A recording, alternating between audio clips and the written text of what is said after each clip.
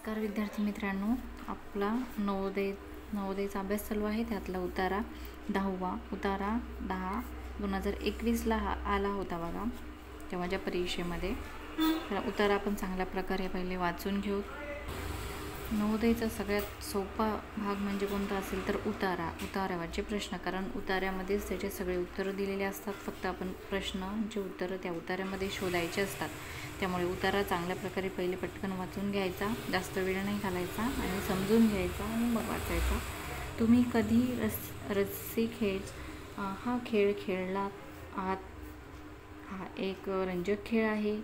रस्सी खेच हा खेळ खेळण्यासाठी तुम्हाला मोकळी जागा, एक लांब व मजबूत रस्सी आणि 2 गटांची आवश्यकता असते. म्हणजे रस्सी खेच हा खेळ सगळ्यांना माहितीच असेल. एक दोरी असते, 2 साईडला 2 गट उभे असतात आणि ती रस्सी ओढायची असते.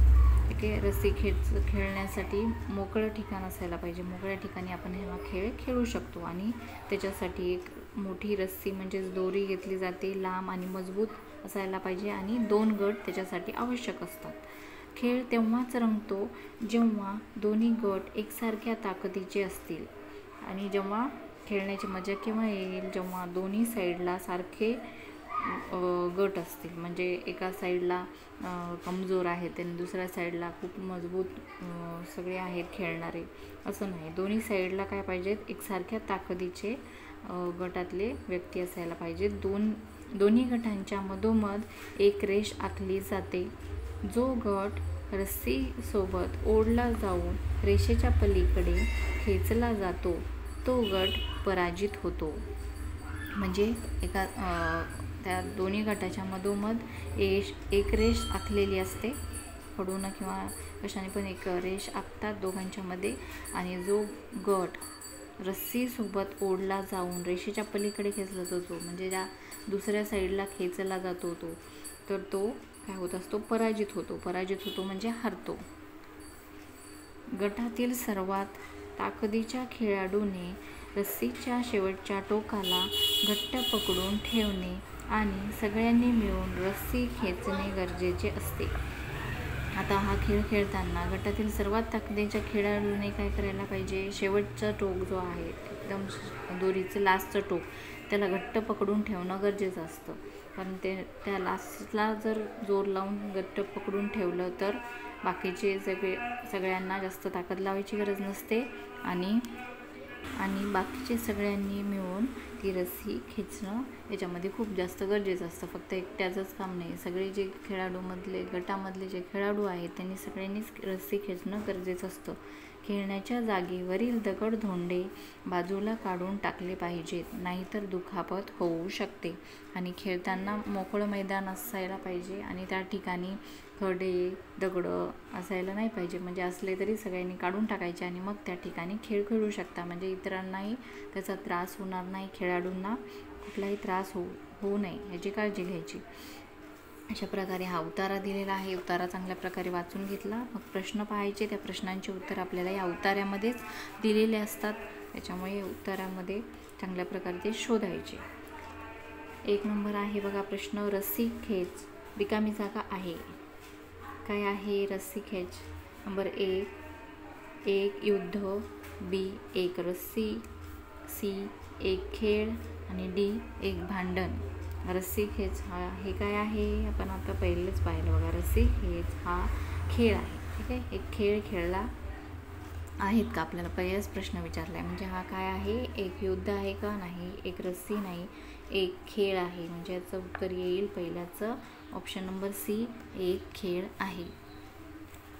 दुसरा, रस्सी खेच यात आपण रिकामी जागा. रस्सी खेच याच्यामध्ये आपण काय करतो, नंबर 1 गुद्दे मारतो, B लपंडाव खेळतो, C रस्सी ओढतो, D फलंदाजी व गोलंदाजी करतो.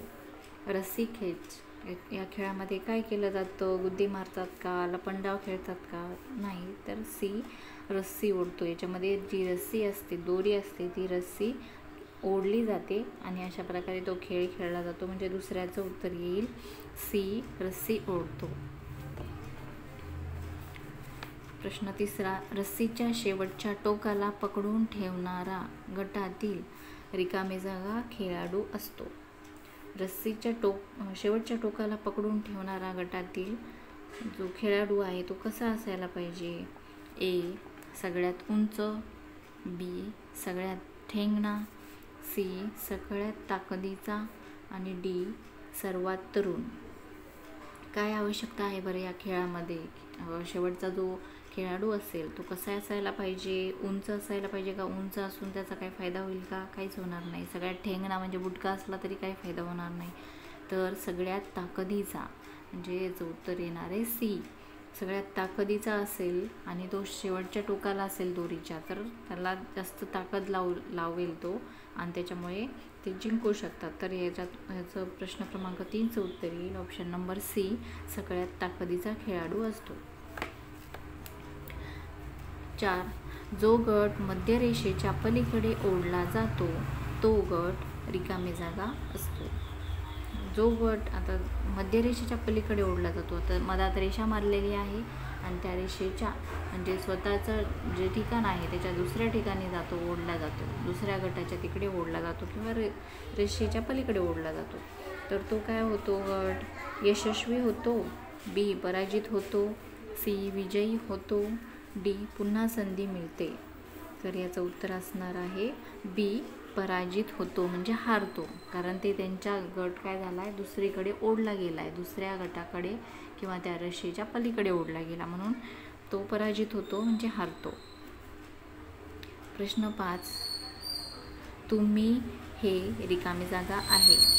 आता या उत्तराच्या अगोदर तुम्हाला नाम, सर्वनाम, क्रियापद सगळं दिलेलं आहे. तुम्ही त्याचा अभ्यास चांगल्या प्रकारे करायचा आहे. तुम्हाला माहिती असायला पाहिजे सर्वनाम काय आहे, नाम काय आहे, विशेषण, क्रियापद. तर तुम्ही हे काय आहे? ऑप्शन ए सर्वनाम, बी नाम, सी क्रियापद आणि डी विशेषण. तुम्ही हे सर्वनाम आहे. ठीक आहे, म्हणजे नामाऐवजी आता सगळ्यांचे नाव घेण्याऐवजी काय केलं आहे? तुम्ही हा शब्द वापरला आहे. प्रत्येकाचं नाव घ्यायची गरज नाही, म्हणून तुम्ही वापरलेला आहे. तर तुम्ही हे सर्वनाम आहे, नामाऐवजी वापरला गेलेला शब्द. ठीक आहे, याचं प्रश्न 5चं उत्तर येईल ऑप्शन नंबर ए. तर अशा प्रकारे हा आपला उतारा क्रमांक 10 झालेला आहे. तुम्हाला समजलं नसेल तर मला कमेंट करून विचारा.